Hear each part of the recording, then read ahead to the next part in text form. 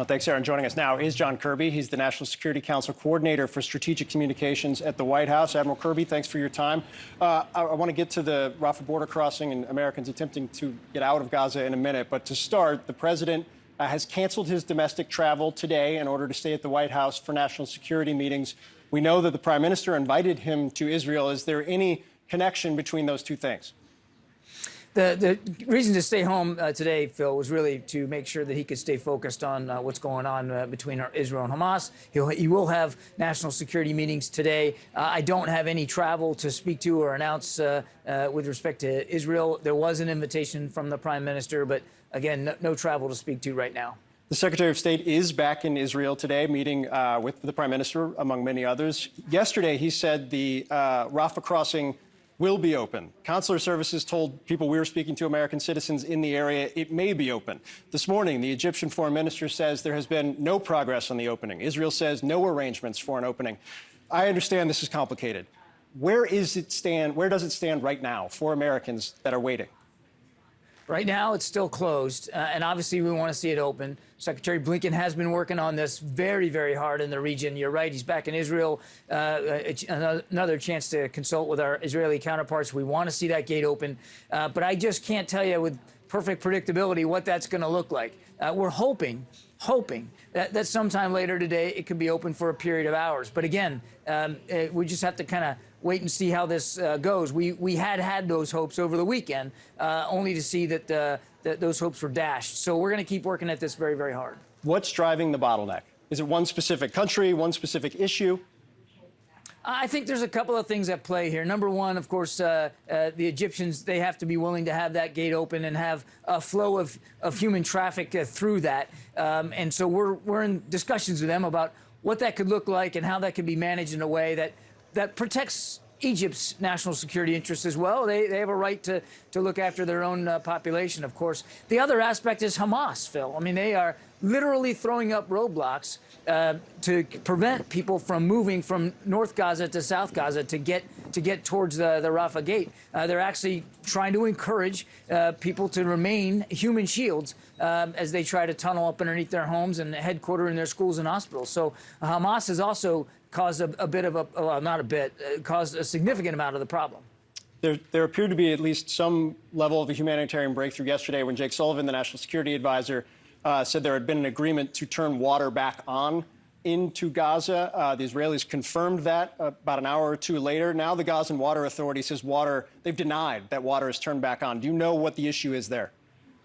We're still looking into that, those conflicting reports. Obviously, as Mr. Sullivan said yesterday, we believe it's essential that humanitarian assistance, food, water, medicine, also electrical power remain available to the people of Gaza as much as possible. They are the victims here, too. They didn't ask for this. We want to make sure humanitarian assistance can continue to get in. So I've seen the conflicting reports. Can't confirm exactly where the situation is with the water, but it is something that also has been high on Secretary Blinken's agenda as he travels through the region.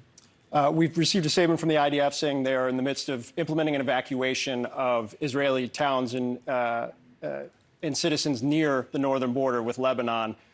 Do you view this, is there any indication that this is the start of a Hezbollah operation or concerns that the spillover is happening now? It's worrisome, the possibility of having some sort of northern front open up. As we've said all along, we don't want to see this conflict widen. We certainly don't want to see the IDF have to devote resources to a second front. It seems to me like they're taking the prudent steps that they feel like they need to take for citizens that live up there. It makes eminent sense. I would tell you that as of this morning, we haven't seen any firm indications that Hezbollah has decided to go all in here and truly open up a second front for the IDF, but we're watching this closely. That's one of the reasons why, of course, we've moved military assets in the region to make it clear to any would-be actor that might want to get involved and broaden this conflict that they shouldn't do it. The president had a pretty in-depth interview on Israel on what's happening last night. There's one piece of sound I want to play for you. Take a listen. I think that it would be a mistake for Israel to occupy Gaza again. But to going in and taking out the extremists, the Hezbollah is up north, but Hamas down south is a necessary requirement. there hasn't been any dispute from Israeli officials today in terms of what the president laid out there. But my question is, if you go in and take out Hamas, what fills that vacuum? Does the U.S. have planning? Have you thought through the what happens next part of this process? We're talking to the Israelis about as much of this as we can and the what next and the day after kinds of questions. But obviously, they're going to have to make these decisions. I don't know that, and I won't speak for them, but I don't know that governance in Gaza is really what they're focused on right now. They're focused mostly on trying to get at Hamas targets. And it's difficult to target in there because it's so heavily populated and very urbanized. So again, I think the Israelis are trying to work through this step by step, and I don't want to get ahead of where they are. But the president, I think, was representing real, candid, forthright concerns about the challenges that would meet Israeli forces should they try to have some sort of long-term presence in Gaza. Did the issue of leadership in Gaza come up with this call with President Mahmoud Abbas of the Palestinian Authority? I won't talk about the specifics of the diplomatic conversations, Phil. I think you know we're careful about that. We all want to see the people of Gaza protected. We all want to see innocent civilians not harmed, have ability to leave, have ability to get access to food, water, medicine as appropriate. And the president still believes, even for all this conflict, he still believes in the promise of a two-state solution, that the Palestinians deserve their own state, a place where they can call home. We're still affixed to that notion.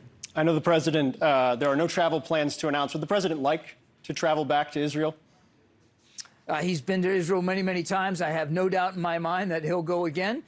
He knows that this is a critical time for the nation of Israel and for the Israeli people. He has deep and abiding affection and respect for them. But again, I just don't have any travel to speak to this morning.